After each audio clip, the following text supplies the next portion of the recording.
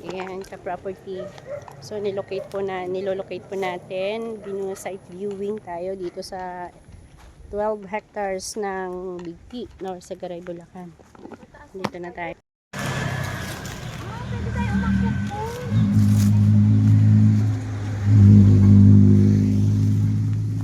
Ayun o, may pwedeng umakyat. Timinatili ka rito. Bali, kulang 13 hectare po siya. 12.8 hectare. Ito po yung road ng Big T.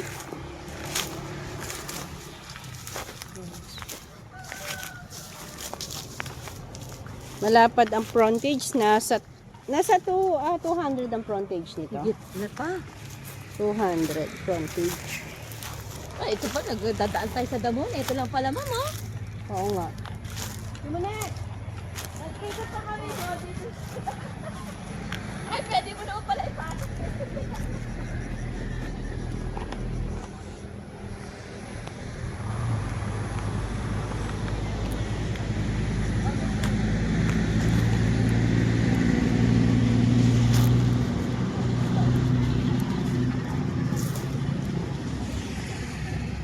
Napakaluwag ng frontage po ng property.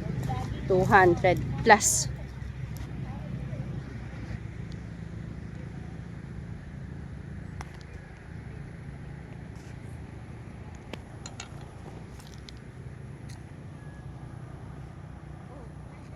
Malawak naman, di ba? Oo. Pag may nagtanong dyan sa may bahay mo, sabi mo, for vlogging lang. Hi guys! Dito po kami sa may... Dito maganda po.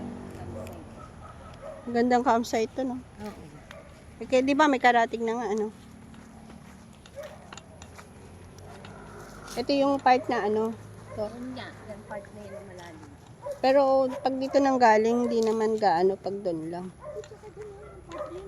Eh dito na mag-frontage yan eh. Yan oh. Oo. Yun na yung frontage niya. Yan, Pagdating itong, naman doon sa may bandang ano. ito yung pinaka-entrance ng kanilang ano, yan oh. Highway yan.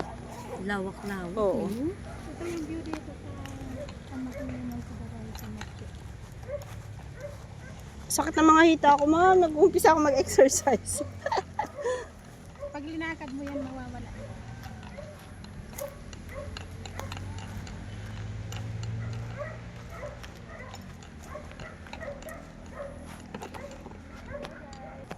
Ayan, ka-property. So, nilolocate po natin. Site viewing tayo dito sa 12 hectares ng Big T, North Sagaray, Bulacan. Dito na tayo. Part nito. I-offer po natin sa ating client kung okay dito part na yan, mataas naman. May part po na may mababa. May part na mataas. So, Roland ang style ng lupa. Dito, ma'am, halika dito. Oh, may daan oh. So 12 hectare po ito mga ka-property. Titulado. Yan. Along highway. Maganda itong pwedeng kahit ano, i-develop, pwedeng. Ayan mga ka-property, at ito nga ating binibidyo tong part na mataas, yan. Kasi rolling land po siya, pero dito po kasi sa San Mateo, North Sagaray, Bulacan po ito, alam naman po natin na medyo pabundok, pero ang kagandahan po ng property na ito, kung napapansin po ninyo ay hindi po siya malalim. Karamihan po kasi ay malalim dito, pero ito po ay almost may mataas na part at patag naman po kapag bumaba ka. Kaya po, hindi po siya mahirap i-develop. Ayan, marami pang punong kahoy at pwede pong i-develop, lalo na kung ito ay camping site. Yan, yun po yung pinaka-the best din dito. At maalagaan pa ang ating nature. At pwede rin po itong i-develop like po ng housing. Survey naman to kapag bibilihin nyo na. para malalaman kung hanggang saan yung kanyang boundary. Yan. So, maganda kanyang lupa. Wala namang gaanong kung saan mapapakinabangan lahat. Yan. May source ba ng water dito? May source ng water? May source daw ng water. Oo, yun. Balik ka rito, babakita. Yung kontak mo.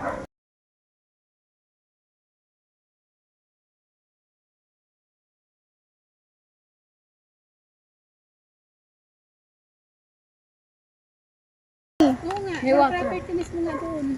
Pwede yung linya ng tubig. May linya? Oo, may linya doon. Doon sa bungad.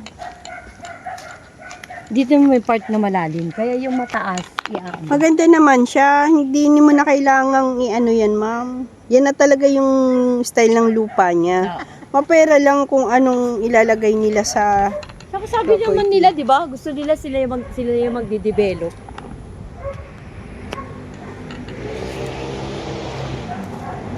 Maganda nga yung style nito yung pataas doon, tapos doon may ang laki ng entrada nito mga ka-property. Dahil pampunong kahoy.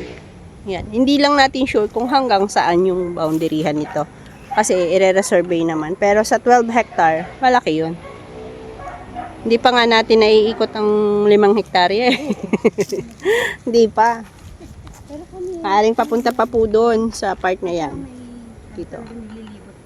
Maganda kasi titulado ito.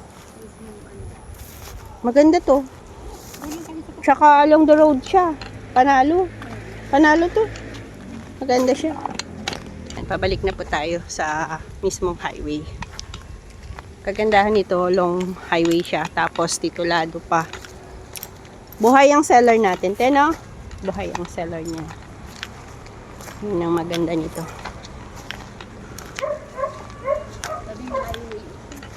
Dati kasi tax declaration lang to. Ngayon, pinatitiluhan na. So yun ang meron na itong titulo. Pumasa na nga po ito sa dating buyer na Chinese. Hindi lang nagkasundo sa kanilang expenses about yun nga, sa mga gastusin. So syempre, yun po yung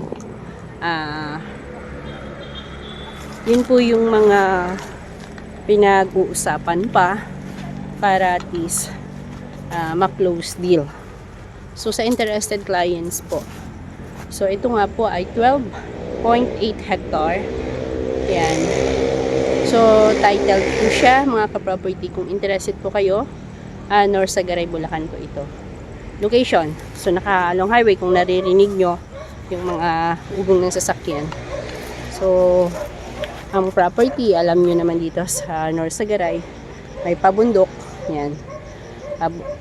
Ayun nga po, pali nga po, dito po sa San Mateo, Norsagaray, ang style po ng lupa ay almost, yung iba ay malalalim. Pero ito pong property na ito, ang kagandahan nga po niya ay medyo slight lang yung pababa niyang part. May mga mataas at may pantay din po na parte, as hindi pa po namin talaga naikot ng kabuuan nito dahil medyo may kalakihan at ito po ay bungad pa lamang. So hindi na po namin nakuhaan sa iba't ibang part ng property dahil ayaw po sumama ng aking kasama. So yan na po, pasensya na po kayo mga ka-property at ikli lamang po ang ating video.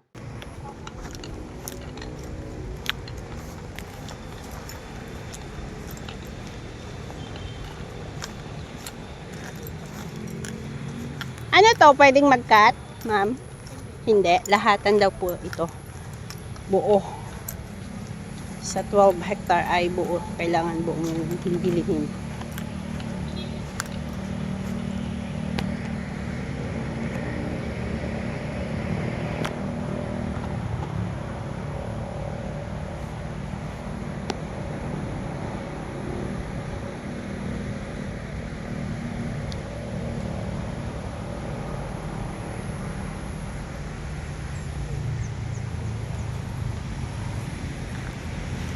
Ayun.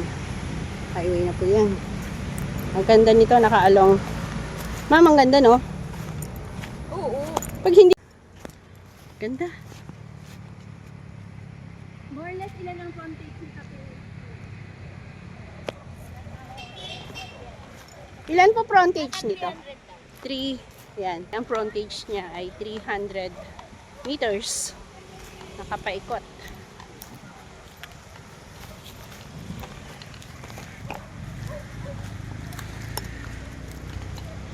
Ring ito kasama pa, di ba? Kasama pa pupunta doon. Ano pa yan? Ayun o. Ma'am, silipin natin dito. Ang aso dyan, nangahabol. Ay, nangahabol daw. May aso dyan. May nakatira. Ay, nangahabol. Oo, yung caretaker. Ah, yung caretaker. Ah, okay. Hinahabol kami dyan nila Ate Remy.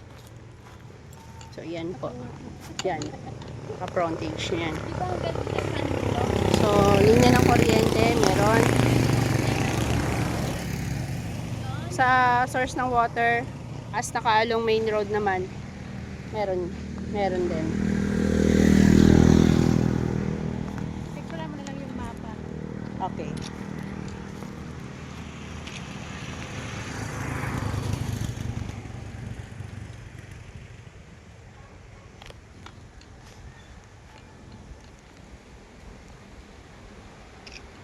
Okay naman.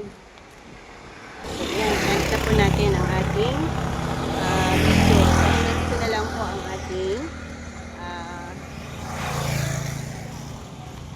video. Ayan, sa interested clients po. So, message niyo lang po ako sa aking number, 0909-1578306. Grant Property Vlog. So, please don't forget to subscribe to my YouTube channel. Bye-bye!